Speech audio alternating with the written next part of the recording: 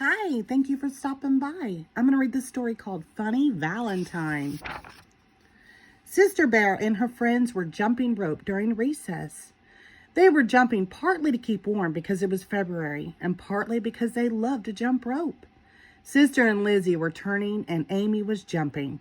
Uh-oh, said Lizzie. There's a boy coming over from the boys' side of the playground, and guess who it is? There wasn't any rule about boys' side and a girls' side at Bear Country School, but the boys did sort of stay on this one side of the playground and the girls on the other. Oh, I hope it's Herbie Cubison, thought Sister. Sister Bear liked Herbie, and everybody knew it, except maybe Herbie. Is it Herbie? Asked Sister, not wanting to look. No, said Lizzie. It's Billy Griswold. Oh, no, not that awful Billy Griswold, said Sister, turning the rope faster and faster. Hey, slow down, said Amy. Hi, Sister, said Billy. Don't you hide me, said Sister, and you better not have a worm like you did yesterday, or a dead mouse like you did the day before. No worm, no dead mouse, said Billy, just me. And with that, he began jumping with Amy and got tangled in the rope. Down they all fell in a heap. Why, you, said Sister. She pulled the rope free and ran after Billy. Sister was a fast runner, but Billy was faster and kept just ahead of her.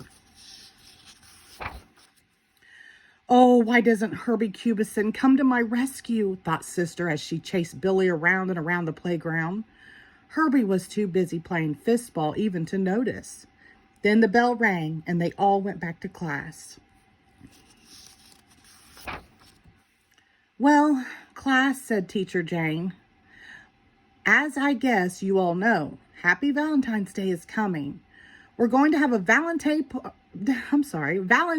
party with punch and cookies, and we're all going to give Valentines to each other. Yippee! Cried the class. Oh, yeah, said Sister under her breath.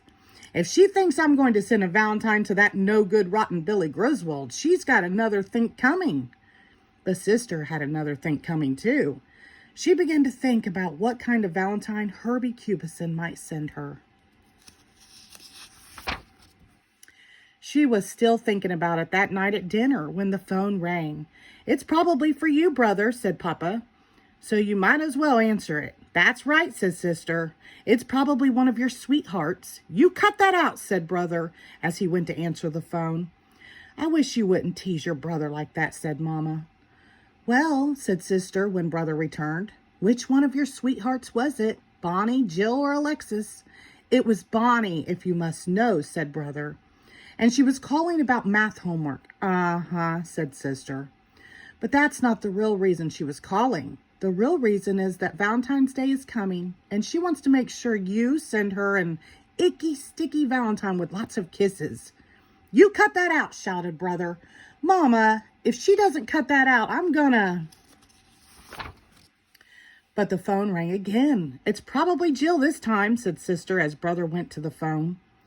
My dear, said Mama, there's nothing wrong with Brother having friends who happen to be girls. And there's nothing wrong with Valentine's Day. Your Mama's right, said Papa.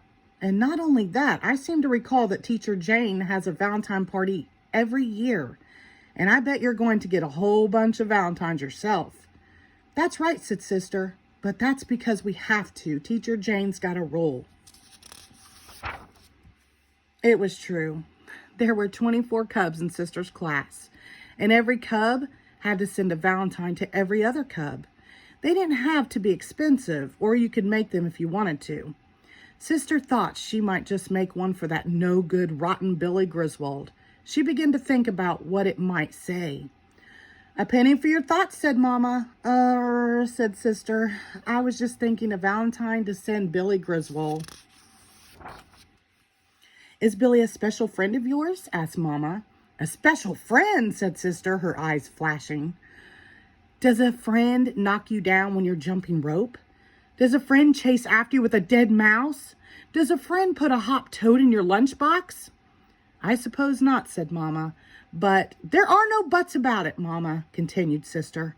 That Billy Griswold is a no-good nuisance, and if he doesn't stop bothering me, why don't you ask your boyfriend Herbie Cubison to make him stop, said Brother, who had come back to the table. Boyfriend?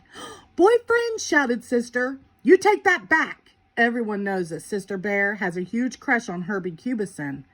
Mama, make him take that back, cried Sister. I've hardly ever said a word to Herbie Cubison. Brother's the big Valentine sweetheart around here. That'll be quite enough, said Papa. Valentine's Day is supposed to be fun. It's not supposed to be a shouting match. Well, I'll stop if he'll stop, grumped Sister. And I'll stop if she'll stop, grouched Brother. Papa put a finger to his lips, and they both stopped.